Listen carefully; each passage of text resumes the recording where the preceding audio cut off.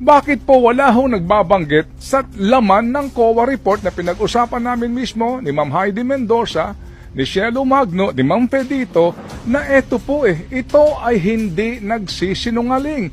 Ito po ay ebidensya na hango sa mga pag-aaral. At dito po, klaro na wala pong surplus fund ng PhilHealth. Anong pinagsasabi nyo, Mr. Ledesma, na hindi na kayo maniningil ng premium contribution? Anong sinasabi nyo na magdadagdag kayo ng benepisyo? Anong sinasabi nyo na okay lang magbigay ka ng 89.9 billion sa National Treasury kasi sobra-sobra ang pera ninyo? Ano yun? Pinaasa nyo po kami. Si Ma'am Pe sinasabi, paano pag nag-collapse ito? Kayo ba mananagot sa aming lahat, Mr. Ledesma, sa lahat ng board members dyan? A statement yesterday, year-end message namin, ang mga empleyado, ito maintindihan mo rin, very demoralized na, Sir Ted. Kasi kami yung humaharap, kaming nasa harapan, kaming nasa front line, no? Kami ang humaharap sa galit ng taong bayan. Kami ang nagpapaliwanag sa kanila. Kami ang sumasangga ng mga batikos ng iba't ibang sektor. Kaya kami marami kaming tanong eh. May pera ba talaga? Sobra-sobra ba talaga ang pera? Bakit laging sinasabi? Bakit hindi sasabihin ang totoo? Kaya tayo walang subsidy. Kasi laging sinasabi, may pera, maraming pera. O kaya ngayon, sige, ibalik niyo yung pera. Kaya last year pala nawagan ako nung ibabalik yung 20 billion.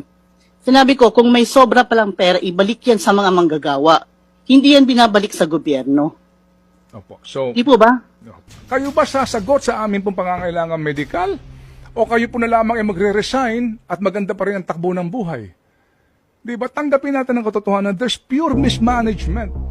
And misinformation dito po sa PhilHealth na ito. Magpakatotoo po tayo. Ako lang po nagtataka kung bakit pati ang ating Pangulo parang hindi ito nalalaman.